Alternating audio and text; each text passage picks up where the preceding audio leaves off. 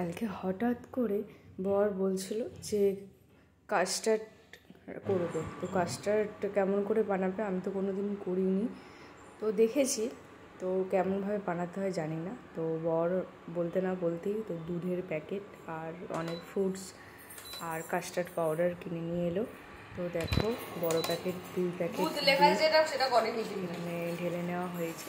আর 2 packet পুরো নয়, কিছুটা দুধ সাইড করে রাখা হয়েছিল, ওর মধ্যেই কাস্টার্ড পাউডারটা মিশিয়ে বলে আর কিছুটা একটুখানি জাস্ট 1 কাপ মতো দুধ সরিয়ে রাখা হয়েছিল। তো দেখো ভালো করে দুধটা জ্বালনি দিয়ে নেওয়া হচ্ছে। আর এদিকে দেখো এই যে বললাম যে একটুখানি দুধ সরিয়ে নেওয়া হয়েছে, তো এইটুকুনি দুধের মধ্যে দেখো কাস্টার্ড পাউডারটা 2-3 চামচের মতো দিয়ে দেওয়া হবে যাতে কালারটা এরকম আসে। আর এটা হচ্ছে ম্যাঙ্গো ফ্লেভারের, তো তোমরা যেরকম ফ্লেভার পছন্দ করো সেই রকম নিতে পারো। আর দেখো ফ্লেভার কিন্তু ভ্যানিলাই অ্যাকচুয়ালি নেওয়া হয়েছে, তো ওটার সাথেই ম্যাঙ্গো কাস্টার্ড পাউডারটা ফ্রি দিয়েছে। তো এই দেখো ভালো করে দুধের সাথে, এটা কিন্তু ঠান্ডা দুধের মধ্যে গোলানো হয়েছে, ঠিক আছে? তো ঠান্ডা দুধের মধ্যে এটা গোলানো হয়েছে। আর এদিকে দেখো গরম দুধটা গরম করা হচ্ছে, কিছুক্ষণ ভালো করে ফুটিয়ে নেওয়া হবে একটুখানি ভালো করে ওটা কমে যায়, মানে এমন ওটাকে দুধটাকে ফোটাবে যাতে 1 ইঞ্চ মতো দুধ কম হয়, মানে ফুটে একটুখানি হয়। তো বুঝতেই পারছো আমি কি বলতে চাইছি।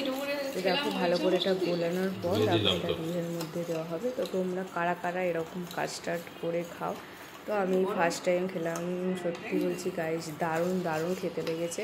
আর তোমরা কারা কারা এমনভাবে খাও করে আমাকে প্লিজ কমেন্ট করে জানিও। নতুন যারা দেখছো অবশ্যই ইউটিউব চ্যানেলটা সাবস্ক্রাইব করে দিও আর আমার পেজটা ফলো করে দিও যারা নতুন আছো। আর কোথা থেকে দেখছো অবশ্যই কমেন্ট করে জানিও, ভালো দেখে থাকো পুরোটা। তো এই দেখো এরকম অল্প অল্প করে এটা ঢালছিল, তারপরে এটাকে ভালো করে দুধটাকে নাড়িয়ে নিয়েছিল। আর দুধটাকে কিন্তু কন্টিনিউ নাড়িয়ে নিতে হবে, কারণ একটুখানি থেমে গেলেই কিন্তু দুধটা বসে যাবে। আর এদিকে দেখো একটা গোটা কলা আর একটা হচ্ছে মাঝারি সাইজের আপেল, আর এইদিকে দেখো আঙুর, আর এদিকে বেদানা কিনে নিয়েছিলাম। তো এইগুলো কিছু কিছু করে তো দেখতেই পাচ্ছি কিছু কিছু করে কাটা হয়েছে। দেখো খুব সব কিন্তু দেবো না, ওই কিছু কিছু করে কাটা হয়েছে, তো এইগুলি সব দিয়ে দেবো।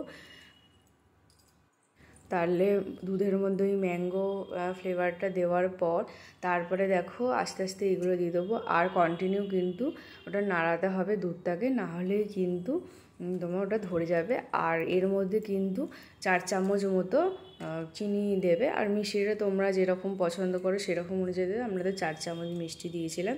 তো দেখো এরকম কন্টিনিউ কিন্তু নাড়িয়ে যেতে হবে। আর তোমরা যদি মনে করো আরও বেশি বেশি করে ফল দেবে সেটাও দিতে পারো। তো ফলগুলো দিলে অনেক বেশি ফল দিলেও খুব দুধের সাথে ভালোই লাগবে খেতে, আর ম্যাঙ্গো ফ্লেভারটার জন্য দারুণ খেতে লাগছে।